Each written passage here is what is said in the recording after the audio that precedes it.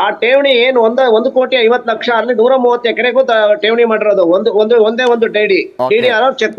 Okay ಅದರಲ್ಲಿ ಏನು check list ಹಾಕ್ಬೇಕಿತ್ತು. Okay ಯಾರಿಗೆ 130 ಜನ ಸರ್ವೆ ನಂಬರ್ ಇರ್ತಾರೆ, ಅದು ಯಾರು ಓನರ್, ಯಾರು, ಎಷ್ಟು ಎಕ್ಸ್ಟೆಂಟ್, ಎಷ್ಟು ಅಮೌಂಟ್ ಅವರಿಗೆ ಪರಿಹಾರ ರೂಪದಲ್ಲಿ ಕೊಡಬೇಕು ಅನ್ನೋದು ಒಂದು ಚೆಕ್ ಲಿಸ್ಟ್ ಅಟ್ಯಾಚ್ ಮಾಡ್ಬಿಟ್ಟು ಕಳಿಸ್ಬೇಕಿತ್ತು ಎಲ್ಲಿಗೆ, ಕೋರ್ಟ್ಗೆ. ಆದ್ರೆ ಸಿದ್ದರಾಮಯ್ಯವ್ರಿಗೆ ಹೋಗಿದೆ, ನನಗೆ ಅಷ್ಟು ಬೇಕು ದುಡ್ಡು. ಕೇಳಿ ಅಲ್ಲ ಸರ್, ಅಲ್ಲಿಂದ ಒಂದ್ ನಿಮಿಷ, ಸಿದ್ದರಾಮಯ್ಯವ್ರು ಹೋಗಿದ್ಯಾ ಇಲ್ಲೋ? ಸಿದ್ದರಾಮಯ್ಯವ್ರು ಹೋಗಕ್ಕಾಗಲ್ಲ, ಯಾಕಂದ್ರೆ ಭೂಮಾಲೀಕರಿಗೆ ಹೋಗ್ಬೇಕದು. ಇಲ್ಲಿ ಕಾಂಪನ್ಸೇಷನ್ ನಿಮ್ಮ ಪ್ರಕಾರ ಯಾರಿಗೂ ಹೋಗಿಲ್ಲ ಈಗ ಈಗ ಗಂಗರಾಜರು, ಓಕೆ, ನನಗೆ ಅರ್ಥ ಆಯ್ತು. ಗಂಗರಾಜ್, ನನಗೆ ಸಿದ್ದರಾಮಯ್ಯವ್ರ ಬಗ್ಗೆ ಒಂದು ಆಶ್ಚರ್ಯ ಆಗೋದು, ಈಗ ಸಿದ್ದರಾಮಯ್ಯವ್ರು ಕೊಟ್ರಲ್ಲ 3 ಎಕರೆ 16 ಗುಂಟೆ, ಅವರ ಪತ್ನಿ ಕೊಟ್ರಲ್ಲ, ಅಲ್ಲಿ ಎಕರೆಗೆ ಈಗ ಎಷ್ಟಿದೆ ಸರ್ ರೇಟ್? ಇವರು 63 ಕೋಟಿ ಕೇಳಿದ್ರಲ್ಲ ಸಿದ್ದರಾಮಯ್ಯನವರು, ಈಗ ಎಷ್ಟಿದೆ ರೇಟು? ಎಕರೆ ರೇಟೇ ಬೇಡ, ಇವತ್ತು ಎಕರೆ ರೇಟೇ ಬೇಡ, ಬರೀ ಸ್ಕ್ವೇರ್ ಫೀಟ್. ಈಗ ಏನ್ ಡೆವಲಪ್ ಆಗಿರೋ ಏರಿಯಾನ ಮಾರ್ಕೆಟ್ ಅಲ್ಲಿ ಏನು ಹೋಗ್ತಾ ಇದೆ ಅಂದ್ರೆ 2,500 ರೂಪಾಯಿ ಇದೆ ಸ್ಕ್ವೇರ್ ಫೀಟ್ಗೆ. ಓಕೆ, ಒಂದು ಸ್ಕ್ವೇರ್ ಫೀಟ್ಗೆ 2,500 ರೂಪಾಯಿ. SR ಬೆಲೆನ 2,000 ಈಗ ಅಷ್ಟೇ. ಇಲ್ಲ, ನನಗೆ ಕ್ಲಾರಿಟಿ ಕೊಡಿ. ಸಿದ್ದರಾಮಯ್ಯನವ್ರು ಏನ್ ಹೇಳಿದ್ರು, ಈಗ ಇರುವ ಬೆಲೆಯ 3 ಪಟ್ಟು ಕೊಡುವ ಲೆಕ್ಕ ಅದು, ಹಾಗಾಗಿ ನಾನು 63 ಕೋಟಿ ಕೇಳಿದ್ದೀನಿ. ಸರಿಯಾ ತಪ್ಪು? ಇಲ್ಲ ತಪ್ಪು ಸರ್. ಅವರೇನೆ 2023ರಲ್ಲಿ 8 ಕೋಟಿ 30 ಲಕ್ಷ ಡಿಕ್ಲೇರ್ ಮಾಡ್ಕೊಂಡಿದಾರಲ್ಲ ಸರ್. ಓಕೆ, 2023ರಲ್ಲಿ ಲಕ್ಷ ಈಗ ಸಿಎಂ ಆಗ್ಬೇಕಾದ್ರೆ ಒಂದು ಎಲೆಕ್ಷನ್ ಫೇಸ್ ಮಾಡಿರಲ್ಲ ಸರ್. 8, 16, 24 ಮ್ಯಾಕ್ಸಿಮಮ್ 24 ಕೋಟಿ ಕೇಳಬೇಕು ಅವರು. 25 ಲಕ್ಷ ಘೋಷಣೆ ಮಾಡ್ಕೊಂಡಿದ್ದಾರೆ. ಅದಕ್ಕಿಂತ ಮೊದಲು, ಅದಕ್ಕಿಂತ ಮುಂಚೆ 25 ಬಿಡಿ, 25 ಯಾವಾಗ 2018ರಲ್ಲಿ. ನಿಮ್ಮ ಕ್ಲಾರಿಫಿಕೇಶನ್ ಸರ್. ಇಲ್ಲಿ ನೀವು 4 ಜನ ಪ್ಯಾನಲಿಸ್ಟ್ ಇದ್ದಾರೆ ಸಿದ್ದರಾಮಯ್ಯನವ್ರ ವಿರುದ್ಧ ಮಾತಾಡ್ತಾ ಇರೋರು. ಒಬ್ರನ್ನ ಒಬ್ರು ಕಾಂಟ್ರಾಡಿಕ್ಟ್ ಮಾಡ್ತಾ ಇದ್ದಾರೆ. ಆಲ್ಮೋಸ್ಟ್ ಎಲ್ಲರೂ ಪ್ರತಿಯೊಬ್ಬರು ಆರೋಪ ಇದೇ ಚಾನೆಲ್ ಅಲ್ಲಿ ಪ್ರತಿ 4 ಜನನು ಇಲ್ಲಿರುವಂತಹ 4 ಜನ ಸಿದ್ದರಾಮಯ್ಯನವ್ರನ್ನ ಇಲ್ಲಿ ಅಪರಾಧಿ ಸ್ಥಾನದಲ್ಲಿ ನಿಲ್ಲಿಸ್ತಾ ಇದ್ದಾರೆ.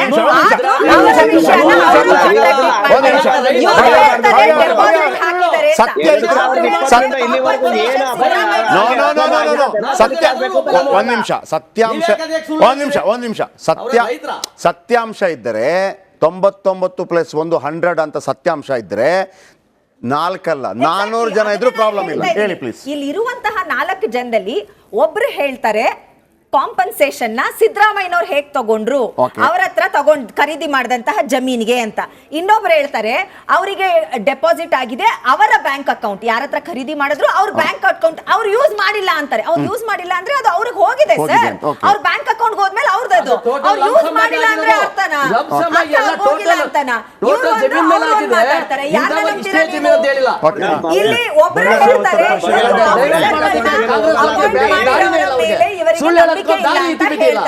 ನಂಬಿಕೆ ಇಲ್ಲ ಅಂತ ಹೇಳ್ತಾರೆ. ಹಾಗಾದ್ರೆ ಚರ್ಚೆ ಆಗ್ಬೇಕು.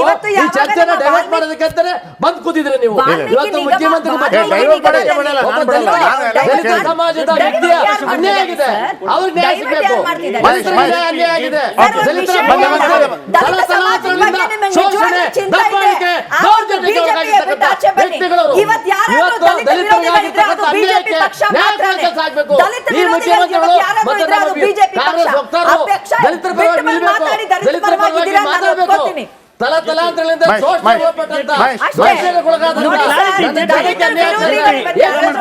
ಬಿಜೆಪಿ ಪಕ್ಷ ಮಾತ್ರ ಅಲ್ಲಿಂದ ಆಚೆ ಬಂದು ಮಾತಾಡಿ ಒಪ್ಕೊತೀನಿ ನೀವು ದಲಿತ ಪರ ಇದ್ದೀರಾ ಅಂತ.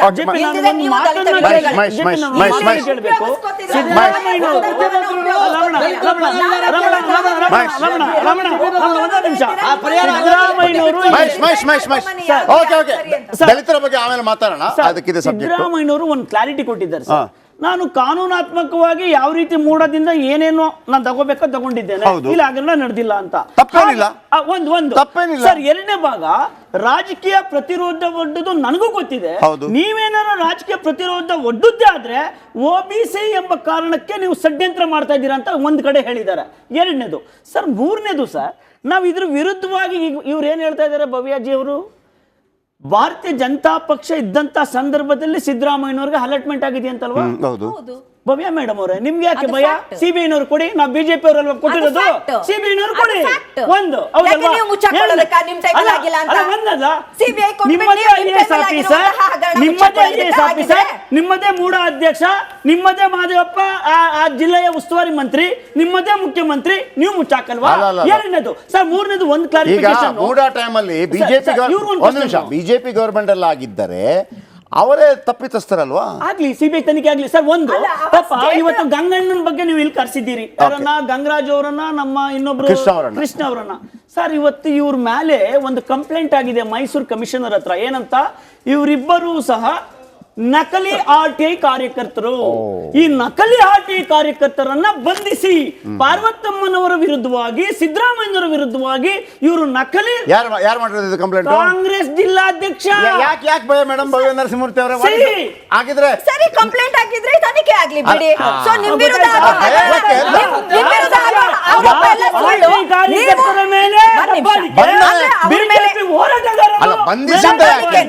ದಬ್ಬಾಳಿಕೆಗೂ ಕಂಪ್ಲೇಂಟ್ ಕೊಡೋದಕ್ಕೂ ಡಿಫರೆನ್ಸ್ ಇದೆ. ಇವ್ರು ಕೈ ತಪ್ಪಿಸ್ಕೊಂಡು ಹೋಗ್ಬಿಟ್ಟು ನಾವು ಮೈಸೂರಲ್ಲಿ ಹೋರಾಟ ಮಾಡ್ಬೇಕಾಗುತ್ತೆ ಎಲ್ಲರೂ. ಒಂದು ಆರೋಪ ಮಾಡಿ ಕಂಪ್ಲೇಂಟ್ ಕೊಟ್ಟಿದ್ದಾರೆ. ದಬ್ಬಾಳಿಕೆ ಅಂದ್ರೆ ಹೋಗ್ಬಿಟ್ಟು ಯಾವ ರೀತಿ ಫೋರ್ಸ್ ಮಾಡಿಲ್ಲ.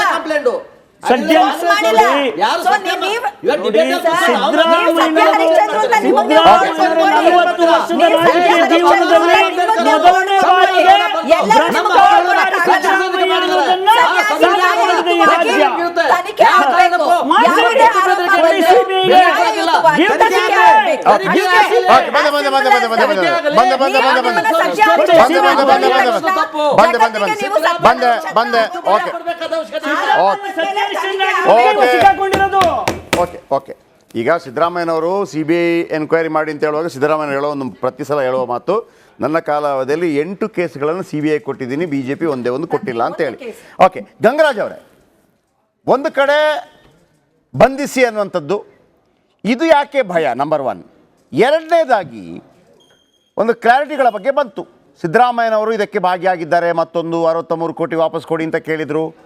ಈಗ ಅವರದೇ ಜಾಗ ಆದಾಗ ಅವರೇನು ಫ್ರೀ ಬಿಟ್ಕೊಡ್ಬೇಕು ಅಂತ ಏನಿಲ್ಲ. ಯಾರು ಪಾರ್ವತಿ ಅವರು ಇರಲಿ, ಮತ್ತೊಬ್ಬರು ಇರಲಿ, ಮುಖ್ಯಮಂತ್ರಿ ಆದ ತಕ್ಷಣ ಏನು ಮುಖ್ಯಮಂತ್ರಿ ಪತ್ನಿ ಬದುಕಬೇಡವಾ? ಅದರಲ್ಲಿ ನಮ್ಮ ಆಕ್ಷೇಪಣೆಗಳಿಲ್ಲ. ಆದರೆ 63 ಕೋಟಿ ಕೇಳಿದ್ರು ಅಂತ ಒಂದು ಆರೋಪ, ಅಂದರೆ ಹೆಚ್ಚುವರಿಯಾಗಿ ಕೇಳಿದ್ರು ಅಂತ. ಆಮೇಲೆ ಮೆನ್ಷನ್ ಮಾಡಿರಲಿಲ್ಲ ಅಂತ ಎರಡನೇ ಆರೋಪ.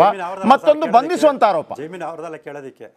ಸರ್ ಜಮೀನು ಅವ್ರದಲ್ಲ, ಕೃಷ್ಣ ಅವರು. ಕಾರ್ಯಕರ್ತರು ಕೇಳಿ. ಕೃಷ್ಣ ಅವ್ರು ಏನು ಹೇಳಿದ್ರಿ? ಜಮೀನು ಅವ್ರದಲ್ಲ ಸರ್, ಜಮೀನು ಮೂಡಾದವ್ರದ್ದು ಸರ್.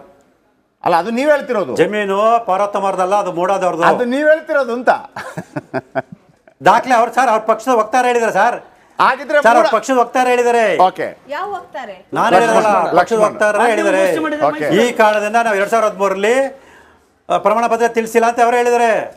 ಓಕೆ. ಆ ಸಂದರ್ಭದಲ್ಲಿ ಮೂಡಾದ ವರ್ಷದಲ್ಲಿ ಇತ್ತು ಅಂತ ಅವ್ರು ಹೇಳಿದ್ಮೇಲೆ ನಾನು ಹೇಳ್ತಾ ಇದ್ದೀನಲ್ಲ ಸರ್. ಓಕೆ. ಗಂಗರಾಜ್ ಬಳಿ ಬರ್ತೀನಿ. ಗಂಗರಾಜ್ ಅವರೇ 2000 ಅದೇ ರೀತಿ 2004ರಲ್ಲಿ ಮೂಡ ವರ್ಷದಲ್ಲಿ ಇತ್ತು ತಾನೆ. ಗಂಗರಾಜ್ ಅವರೇ, ಈಗ ನೀವು ಗಮನಿಸ್ತಾ ಇದ್ರಿ, ಒಂದು ಕಡೆ ಬಂಧಿಸಬೇಕು ಅಂತ ಒಂದು ಕಂಪ್ಲೇಂಟ್ ಹೋಗುತ್ತೆ.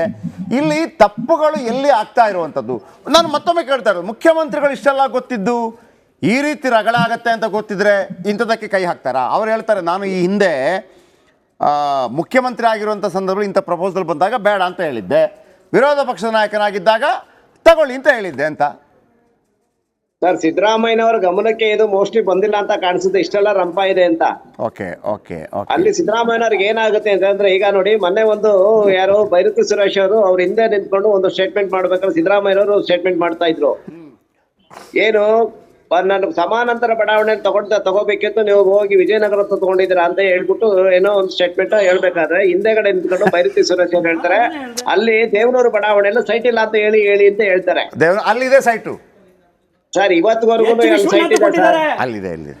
ಒಂದು ನಿಮಿಷ ಇವತ್ತವರೆಗೂ ಸರ್, ಲಾಸ್ಟ್ ಫ್ರೈಡೇ ವರ್ಗು 565 ಸೈಟ್ಗಳು ಖಾಲಿ ಇದಾವೆ. ಪ್ಲಸ್ ಅದ್ರ ಜೊತೆಗೆ ಇನ್ನೊಂದು ವಿಶೇಷವಾಗಿ ಏನು ಒಂದು ಘಟನೆ ಏನ್ ನಡೆದಿದೆ, ಅಲ್ಲಿ 462 ಸರ್ವೆ ನಂಬರ್ ಇದೆಯಲ್ಲ ಸರ್, 4 ಎಕರೆ ಜಾಗ ಇವತ್ತವರೆಗೂ ಹಾಗೆ ಖಾಲಿ ಬಿದ್ದಿದೆ. ಗೊತ್ತಾಯ್ತು. ಡೆವಲಪ್ ಆಗಿಲ್ಲ, ಏನೂ ಇಲ್ಲ. ಪ್ರಾಧಿಕಾರದ ಆಸ್ತಿ ಪರಿಹಾರ ಕೊಟ್ಟಿದ್ರೆ 4 ಎಕರೆ. ಓಕೆ, ಆ ಜಾಗ ಖಾಲಿ ಇದೆ. ನೀವೊಂದು ಪಾಯಿಂಟ್ ಹೇಳಿದ್ರಿ ಸರ್, ನನಗೆ ಅದು ವೆರಿ ಸೂಕ್ಷ್ಮ. ಇದೆಲ್ಲ ವಿಚಾರಗಳು ಸಿದ್ದರಾಮಯ್ಯನವರಿಗೆ ಗೊತ್ತಿಲ್ಲ, ಆದ್ರೆ ಈ ಎಲ್ಲ ಪ್ರಕ್ರಿಯೆಗಳಾಗಿರೋದು ನಿಜ. ಇದನ್ನು ಮತ್ತೊಮ್ಮೆ ಕ್ಲಾರಿಟಿ ಕೊಡಿ ನನಗೆ. ಇಷ್ಟೊಂದು ಇಲ್ಲಿಗಲ್ ಆಗಿ ಅವರು ಅಷ್ಟೊಂದು ಖರೀದಿ ಮಾಡಬೇಕು ಅನ್ನೋದು ಅವರ ಅವಶ್ಯಕತೆ ಇರಲಿಲ್ಲ ಅಂತ ನನಗನ್ನಿಸ್ತದೆ. ಓಕೆ, ಬಟ್ ಏನಾಗಿದೆ ಅಂದ್ರೆ ಇಲ್ಲಿ ಅದು ಹಿಂದೆ ನಡೆದಿರೋದು ಬೇರೆನೆ. ಏನಾಗಿದೆ ಅಂದ್ರೆ ಅವ್ರಿಗೆ ಏನು ಭೂಮಾಲೀಕರಿಂದ ಖರೀದಿ ಮಾಡಿದಾರಲ್ಲ ಮಲ್ಲಿಕಾರ್ಜುನ ಸ್ವಾಮಿ, ಅಲ್ಲಿ ಖರೀದಿ ಮಾಡ್ಬೇಕಾದ್ರೆ ಸತ್ಯಾಸತ್ಯದ ಪರಿಶೀಲನೆ ಮಾಡ್ಬೇಕಾದ ಕರ್ತವ್ಯ ಮಲ್ಲಿಕಾರ್ಜುನ ಸ್ವಾಮಿದಿತ್ತು. ಸ್ವಾಮಿದಿತ್ತು, ಕರೆಕ್ಟ್ ಕರೆಕ್ಟ್. ಸ್ವಾಮಿ ಅವರು ಒಂದು ಜಮೀನ ಖರೀದಿ ಮಾಡ್ತೀವಿ ಅಂದ್ರೆ ಸರ್, ಆ ಜಮೀನ್ ಹತ್ರ ಹೋಗಿ ನಾವು ನೋಡಲ್ವಾ ಸರ್? ಗೊತ್ತಾಯ್ತು. ವಸ್ತುಸ್ಥಿತಿ ನೋಡ್ಬೇಕಲ್ವಾ? Okay okay. ಲೀಗಲಿ ಆರ್ ಇಲ್ಲಿಗಲಿ ಪ್ರಾಧಿಕಾರ ಅದನ್ನ ಆಲ್ರೆಡಿ ಡೆವಲಪ್ LNT ಅವರಿಗೆ ಕೊಡ್ತಾರೆ ಸರ್. ಗೊತ್ತಾಯ್ತು. ಭವ್ಯ ನರಸಿಂಹಮೂರ್ತಿ ಅವರ ಈಗ ಗಂಗರಾಜ್ ಅವರ ಹೇಳೋ ಪ್ರಕಾರ ಏನಂತಂದ್ರೆ, ಯಾರೋ ಮಾಡಿದ ತಪ್ಪು ಈಗ ತಲೆ ಕೊಡಬೇಕಾಗಿ ಬಂದಿದೆ ಸಿದ್ದರಾಮಯ್ಯ ಅವರು ಹಂಗ ಹೇಳ್ತಾರೆ. ಸೊ ಇಷ್ಟೊತ್ತು ಮಾತಾಡಿದೇನು, ಇವಾಗ ಅವ್ರು ಏನು ಅಲ್ಲ ಇಲ್ಲ, ಹೇಳ್ತಿದ್ದಾರೆ? ಆ ಪ್ರಶ್ನೆ ಅಲ್ಲ, ಆ ಪ್ರಶ್ನೆ ಅದು ಅಂತಲ್ಲ. ಅಲ್ಲ, ಸಿದ್ದರಾಮಯ್ಯನವರ ಮೇಲೆ ಸಿದ್ದರಾಮಯ್ಯನವರು ಅಲ್ಲಿ ಸಮರ್ಥಿಸ್ಕೋಬಾರ್ದು ಅಂತ ನಾವ್ ಹೇಳೋದು. ಅಂತದಾದ್ರೆ ಬಿಟ್ಬಿಡಿ, ನನಗೆ ಬೇಡ ಅಂತ ಹೇಳ್ಬೇಕು. ಅವರು ತಪ್ಪೇನು ಅಂತ ಯಾಕೆ ಹೇಳ್ತಾರೆ ಅಂತ ತನಿಖೆ ನಡೀಲಿ ಸರ್, ಏನಾಗುತ್ತೆ ಅಂತ ಗೊತ್ತಾಗುತ್ತಲ್ಲ.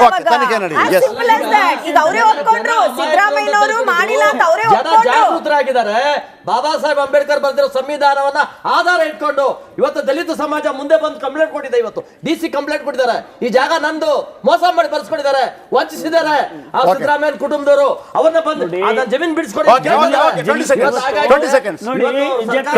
ಇವತ್ತು ಮೈಸೂರು ಜಿಲ್ಲಾ ಕಾಂಗ್ರೆಸ್ ಸಮಿತಿ ಈ ಇಬ್ಬರು ಪಾಪ ಇವರಿಬ್ಬರು ಅಮಾಯಕರು RTI ಕಾರ್ಯಕರ್ತರು, ಇವರನ್ನು ಹತ್ತಿಕ್ಕೋದಿಕ್ಕೆ ಜೈಲಿಗೆ ಕಳಿಸೋದಿಕ್ಕೆ ಮಾಡಿರೋ ಕುತಂತ್ರ ಇಲ್ಲಿ. ಅದಕ್ಕೋಸ್ಕರ ಸಿದ್ದರಾಮಯ್ಯನವರು ದಯಮಾಡಿ ಕುರ್ಚಿಯಿಂದ ಕೆಳಗಿಳಿದ್ರೆ ಎಲ್ಲ ಸರಿ ಹೋಗುತ್ತೆ. ಭ್ರಷ್ಟಾಚಾರ ಇಲ್ಲ ಗಂಗರಾಜ್, ಈಗ ಗಂಗರಾಜ್ ಮತ್ತು ನಾನು ಇಲ್ಲಿ ಮಹತ್ವ ಗಂಗರಾಜ್ ಮತ್ತು ಸ್ನೇಹಮಯಿ ಕೃಷ್ಣ ಅವರ ಹೇಳಿಕೆಗೆ ಇಲ್ಲಿ ಏನಾಗಿದೆ, ಒಂದು ಗಂಗರಾಜ್ ಅವರ ಗಮನವನ್ನು ನೋಡಿದಾಗ ಒಂದು ವೇಳೆ ತಪ್ಪುಗಳಾಗಿದ್ದರೆ ಅದು ಮಲ್ಲಿಕಾರ್ಜುನಯ್ಯವರ ಮುಖಾಂತರ ಆಗಿ ಅದು ಈಗ ಸುತ್ತಿಕೊಂಡು ಸಿದ್ದರಾಮಯ್ಯನವರ ಬಳಿ ಬಂದಿದೆ. ಆದರೆ ರಾಜಕೀಯದಲ್ಲಿ ಸಿದ್ದರಾಮಯ್ಯನವರು ಅದಕ್ಕೆ ಡೈರೆಕ್ಟೋ ಇಂಡೈರೆಕ್ಟೋ ಕನೆಕ್ಷನ್ ಇರೋ ಕಾರಣಕ್ಕಾಗಿ ಅವರ ಮೇಲೆ ಆರೋಪಗಳು ಬರ್ತಾ ಇದೆ. ಬಟ್ ತನಿಖೆ ಆಗಲಿ, ಯಾರು ತಪ್ಪಿತಸ್ಥರಿದ್ದಾರೆ, ಯಾರು ಸರ್ಕಾರದ ಜಾಗ ಇದೆ, ಯಾರು ಪರಿಹಾರ ಕೊಡಬೇಕು, ಪರಿಹಾರ ಪಡಿಬೇಕು, ನಿರ್ಧಾರ